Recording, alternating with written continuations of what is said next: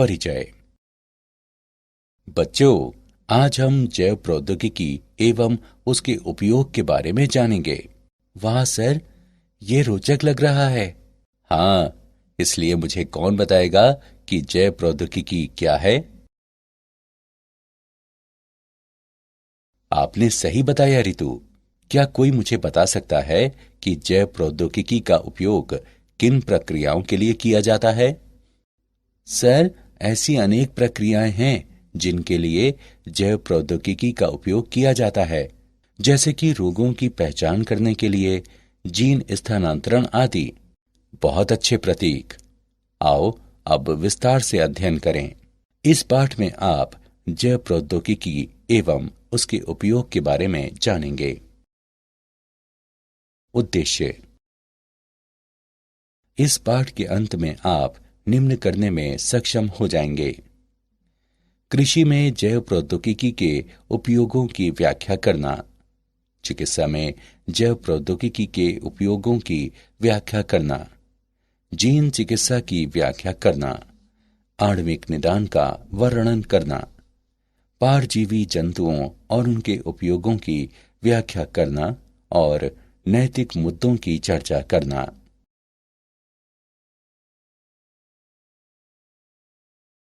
कृषि में जैव प्रौद्योगिकी का उपयोग।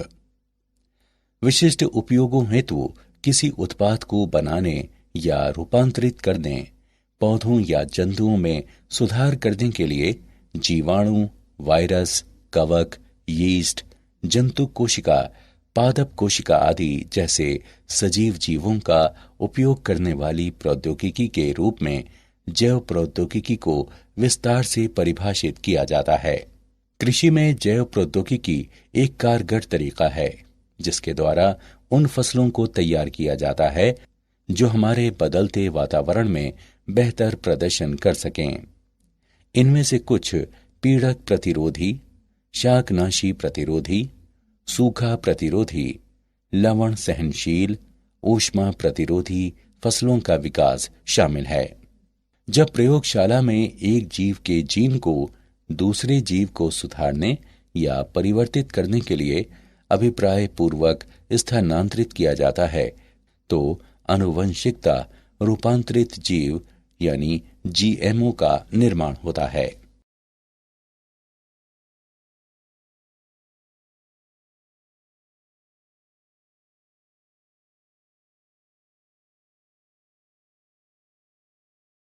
आनुवंशिकता रूपांतरित जीवों का उपयोग।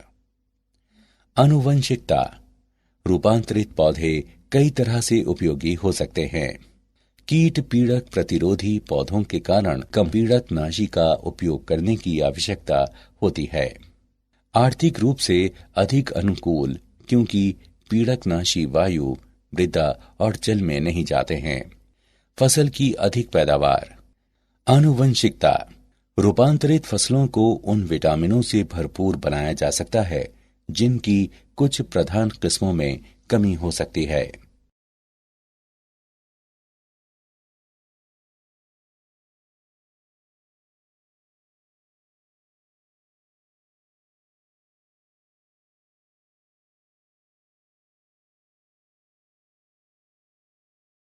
कृषि में जैव प्रौद्योगिकी का उपयोग।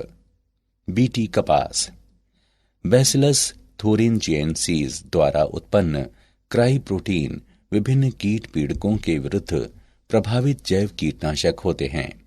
क्राई जीव विषों को डिंब आंत्र ल्यूमेन में सक्रिय प्राग जीव विष के रूप में उत्पन्न किया जाता है। जीव विष आयनिक छिद्रों को बनाने वाली कला में स्वल्प लकन और अंतर्वेशन को प्रेरित करने वाले ग्राहियों से जुड़ जाते हैं जो कोशिकाओं और डिंब को मार देते हैं।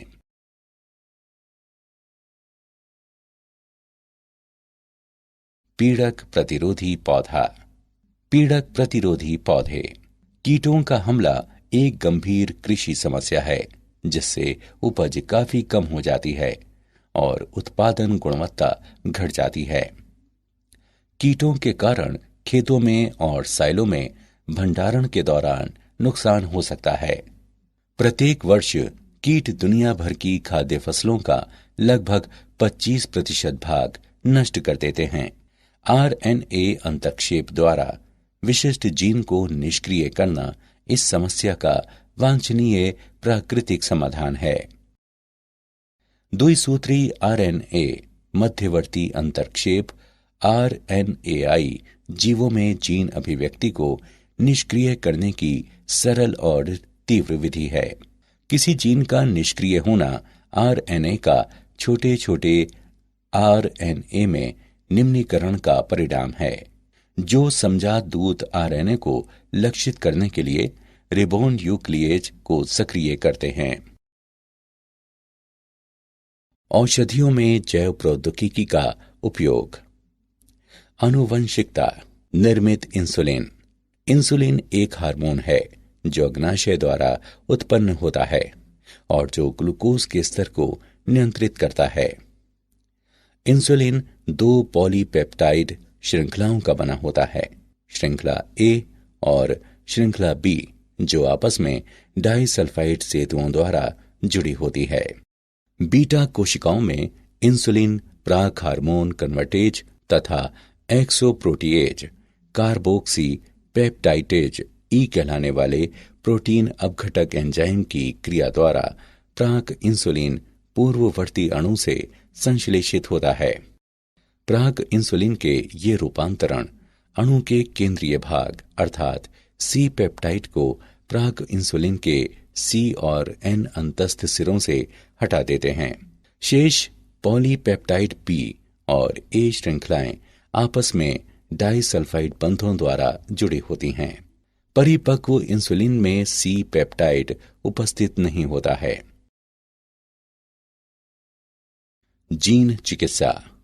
आनुवंशिक दोषों को सही करने के क्रम में अनुपस्थित या दोषपूर्ण जीन की जगह कोशिकाओं में सामान्य जीनों को प्रवेश कराना जीन चिकित्सा कहलाती है। एक कोशिका के जीनोम में नया जीन प्राप्त करने के लिए इसे संवाहक कहलाने वाले एक अणु में किया जाना चाहिए। वर्तमान में उपयोग किए जा रहे सबसे सामान्य संवाहक विषाणु हैं, जो प्राकृतिक रूप से आक्रमणकारी कोशिकाएं हैं और अपने आनुवंशिक पदार्थ को कोशिका के जीनोम में प्रवेश कराती हैं।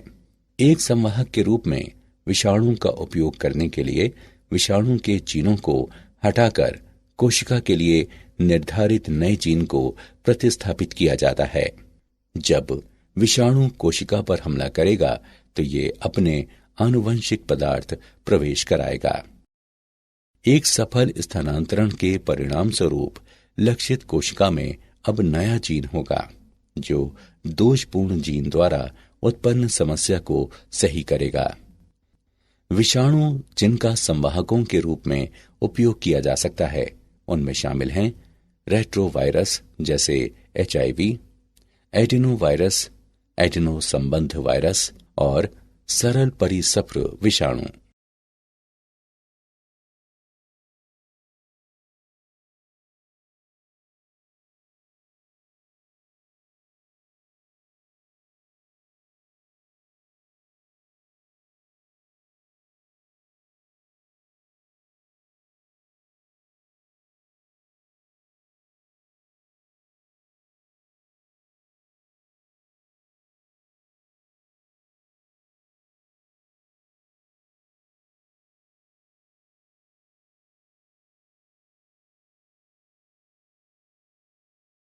आणविक निदान। किसी ऊतक या तरल में प्रोटीन, DNA, RNA जैसे अणुओं के अध्ययन द्वारा रोगों की पहचान करने की प्रक्रिया आणविक निदान कहलाती है। आणविक निदान और चिकित्सा है रोगों के आणविक कारणों का पता लगाने, निगरानी और उपचार करने में उन्नत, विशिष्ट जनसंख्याओं की ओर औषध विकास और लक्षित औषधियों के मार्गदर्शन के लिए बायोमार्कर का उपयोग, औषध प्रतिक्रिया, औषध उपापचय, प्रतिकूल प्रभाव और रोग प्रगति को प्रभावित करने वाली आनुवंशिक विभिन्नताएं, औषध या नैदानिक संयोजन का विकास और चिकित्सीय उपयोग, उभरती हुई फार्मेकोजिनोमिक और आणविक नैदानिक प्रौद्योगिकी, नैदानिक और व्यक्तिगत चिकित्सा में विनियामक मुद्दे।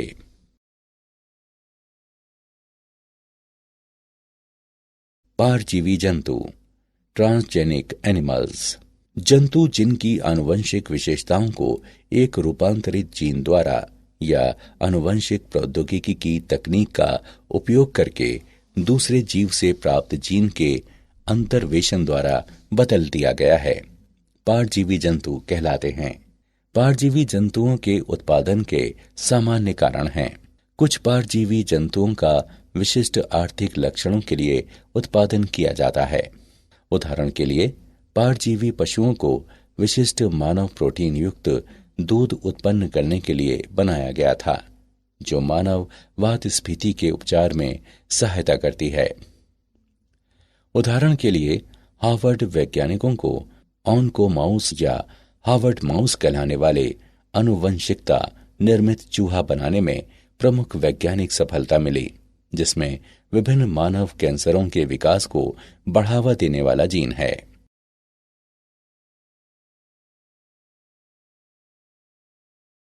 परजीवी जंतुओं का उपयोग। मानव कल्याण के लिए इन जंतुओं के लाभों को निम्न क्षेत्रों में वर्गीकृत किया जा सकता है: कृषि, औषधि और उद्योग। कृषि उपयोग। प्रजनन। पारंपरिक प्रजनन अधिक समय लेने वाला मुश्किल कार्य है।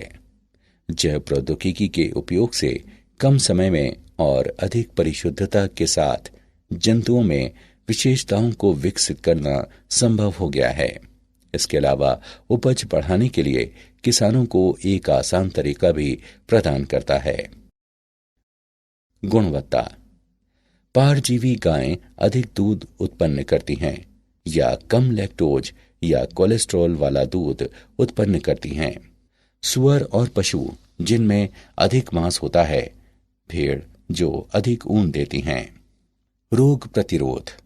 वैज्ञानिक रोग प्रतिरोधी जंतुओं को उत्पन्न करने के लिए प्रयासरत हैं, जैसा कि इन्फ्लुएंजा प्रतिरोधी सुअर, लेकिन जीन की बहुत ही सीमित संख्या वर्तमान में पालतू जानवरों में रोगों के प्रतिरोध के लिए जिम्मेदार है।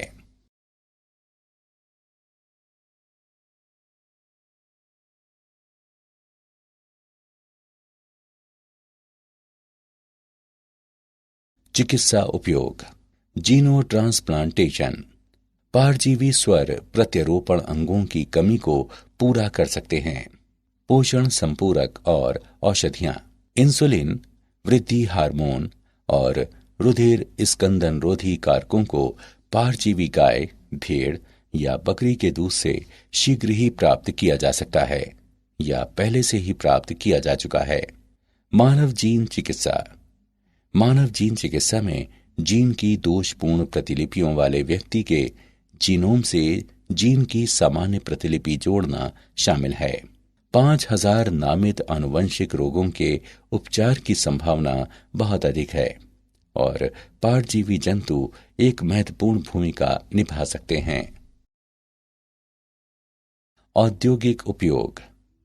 सन 2001 में कनाडा में नेक्सिया जैव प्रौद्योगिकी के 2 वैज्ञानिकों ने दूध पिलाने वाली बकरियों की कोशिकाओं में स्पाइडर जीन को आपस में जोड़ दिया। बकरियों ने अपने दूध के साथ रेशम निर्माण आरंभ कर दिया और बाल्टी में अपने शरीर से महीन रेशम के सूत्रों को स्रावित किया। दूध से पॉलीमर सूत्रों को निकालकर और उनको धागों में बुनकर वैज्ञानिक एक हल्का, कठोर, लचीला पदार्थ बना सकते हैं, जिसका उपयोग सैन्य वर्दी, चिकित्सा में सूक्ष्म सीवन और टेनिस रैकेट के तार जैसे अनुप्रयोगों में उपयोग किया जा सकता है।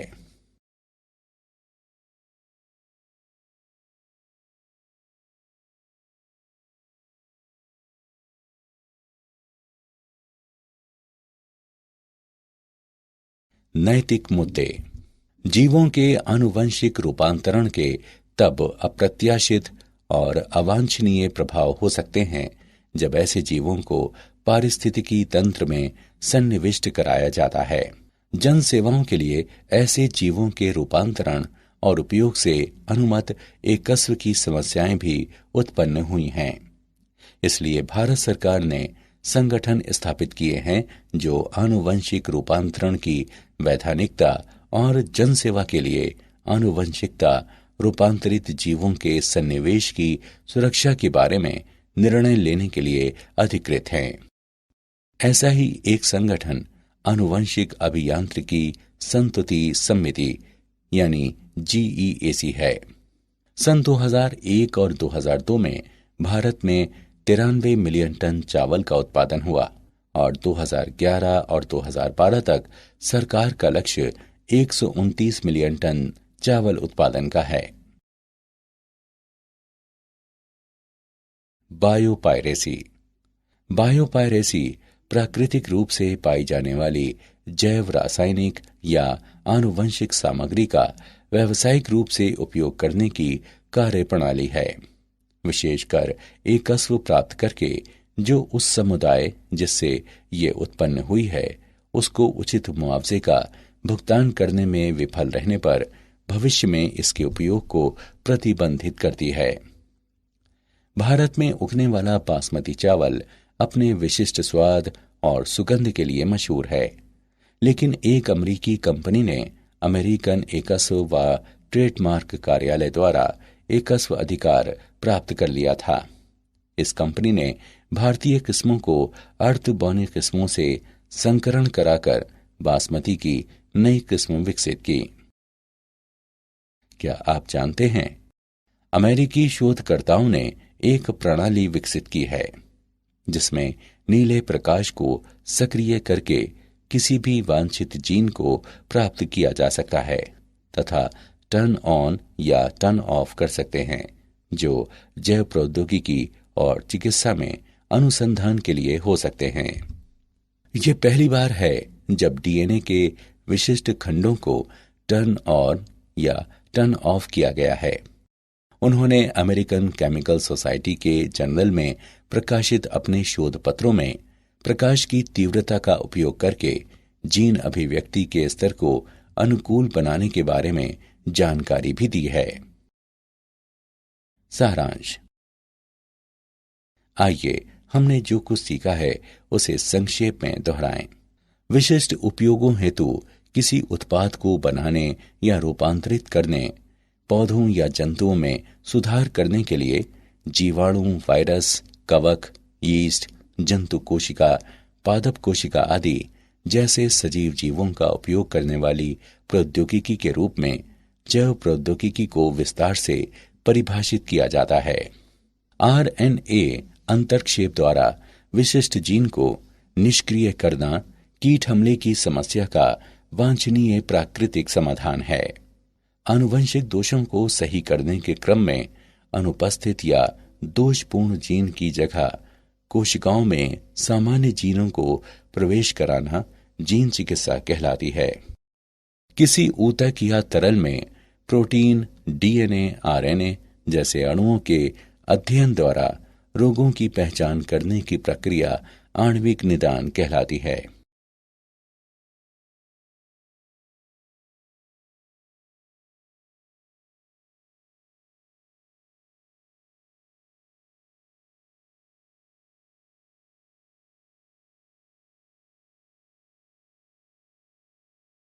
जंतु जिनकी आनुवंशिक विशेषताओं को एक रूपांतरित जीन द्वारा या आनुवंशिक प्रौद्योगिकी की तकनीक का उपयोग करके दूसरे जीव से प्राप्त जीन के अंतर्वेशन द्वारा बदल दिया गया है, पारजीवी जंतु कहलाते हैं। भारत सरकार ने संगठन स्थापित किए हैं जो आनुवंशिक रूपांतरण की वैधानिकता और जन सेवा के लिए आनुवंशिकता रूपांतरित जीवों के सन्निवेश की सुरक्षा के बारे में निर्णय लेने के लिए अधिकृत हैं। बायोपायरेसी प्राकृतिक रूप से पाई जाने वाली जैव रासायनिक या आनुवंशिक सामग्री का व्यावसायिक रूप से उपयोग करने की कार्यप्रणाली है, विशेषकर एकस्व प्राप्त करके जो उस समुदाय जिससे ये उत्पन्न हुई है उसको उचित मुआवजे का भुगतान करने में विफल रहने पर भविष्य में इसके उपयोग को प्रतिबंधित करती है।